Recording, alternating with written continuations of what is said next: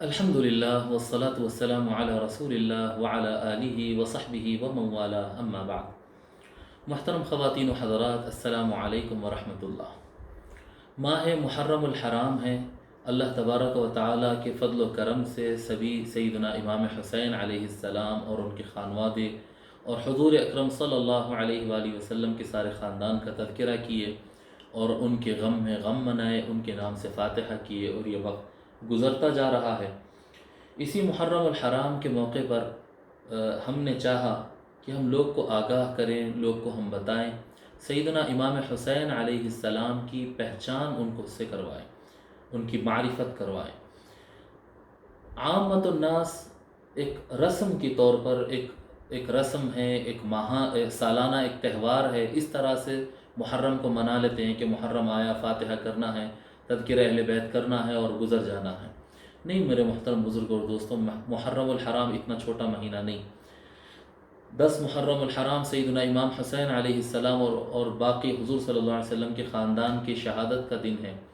یہ شہادت کیوں ہوئی تھی؟ کیا وجوہات تھے اس کے؟ غور کرنا پڑے گا۔ کیا پیغام ہے؟ کیا وجہ تھی کہ وہ میدان میں گئے اور شہید ہو گئے؟ کیا اس کی ضرورت تھی اتنی زیادہ؟ کیا امام حسین علیہ السلام کمپرمائز نہیں کر سکتے تھے؟ کیا امام حسین علیہ السلام وقتیہ سمجھوتا کرتے اور اس کے بعد اپنے جان اور اپنے فیملی کو بچا لیتے؟ کیا ایسا نہیں ہو سکتا کہ اپنے فیملی کو بچا لیتے اور پھر اس کے بعد علمی اعتبار سے، روحانی اعتبار سے دین اسلام کو پھیلانے کا بھرپور کام کرتے؟ کیا ایسا نہیں ہو سکتا تھا کہ سیدنا امام حسین علیہ السلام اپنے لیے ایک بڑا لشکر تیار کرتے، اس کے بعد یزید کے مقابلے پہ جاتے؟ کیا وجہ بن گئی کہ اچانک سیدنا امام حسین علیہ السلام کو مدینہ چھوڑ کر مکہ جانا پڑا، پھر مکہ شریف چھوڑ کر وہاں سے نکل کر میدان کربلا میں آ گئے اور لاکھ جان پہ مصیبت آنے کے باوجود سارا خاندان کو شہید کروا دیے، لیکن بیعت نہیں کی؟ ایسی کیا برائی تھی یزید کے اندر؟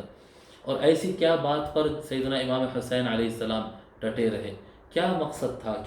کیا اس کی وجہ تھی؟ حضور اکرم صلی اللہ علیہ وآلہ وسلم نے فرمایا کہ حسین مجھ سے ہے اور میں حسین سے ہوں۔ اس کا معنی کیا ہے؟ حسین مجھ سے ہے سمجھ میں آتا ہے، لیکن میں حسین سے ہوں یہ سمجھنے کے لیے بہت غور کرنا پڑے گا۔ میرے محترم بزرگوں اور دوستوں، کئی ایسے سوال ہیں۔ سیدنا امام حسین علیہ السلام کا بچپن کیسا گزرا؟ سیدنا امام حسین علیہ السلام کی جوانی کیسے گزری؟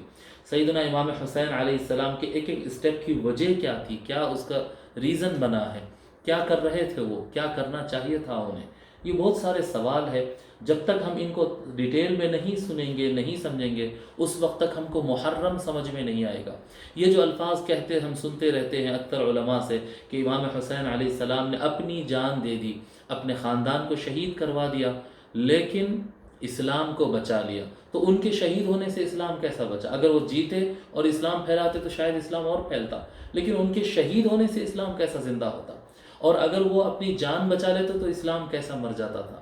یہ کیسی بات ہے؟ یہ صرف سنتے ہیں اور آگے ہم نکل جاتے ہیں بغیر اس کو سمجھے کے۔ میں چاہتا ہوں کہ امت مسلمہ کے نوجوان بیٹے اور بیٹیاں یہ بات سمجھیں، اس کی گہرائی کو سمجھیں۔ سیدنا امام حسین علیہ السلام کی معرفت اور پہچان اور ان کی سیرت پر ہم منہاج القرآن کے پلیٹ فارم سے میں اور میری ٹیم مل کر ایک 5 روزہ درس منعقد کرنے ہم جا رہے ہیں۔ 5 روزہ معرفت الحسین سمپوزیم منعقد کر رہے ہیں، جس میں ہم پہلے دن سیدنا امام حسین علیہ السلام کی سیرت بیان کریں گے، ان کی شان بیان کریں گے، ان کی فضیلت اور ان کا مقام جو حضور صلی اللہ علیہ وسلم نے بیان کیا وہ بتائیں گے۔ ان کا رنگ کیسا تھا، ان کا روپ کیسا تھا، ان کے فیملی کیسی تھی، ان کے بچے کیسے تھے، ان کے والدین کیسے تھے، ان کا فیملی بیک گراؤنڈ کے ساتھ ان کی فضیلت اور شان پہلے دن بتائیں گے۔ دوسرے دن ہم بتائیں گے کہ اس سمپوزیم میں دوسرے دن ہم بتائیں گے کہ سیدنا امام حسین علیہ السلام کس طرح سے اسٹرگل کیے اور محنت کیے اور شریعت کو انہوں نے بچا لیا۔ یہ جو ہم شریعت اسلامیہ کہتے ہیں، یہ مذہب اسلامی جو کہتے ہیں، روزہ، نماز، زکوٰۃ اور یہ سارے جو حج اور یہ سارے جو چیزیں ہیں، اس کو امام حسین علیہ السلام کس طرح سے بچا لیے۔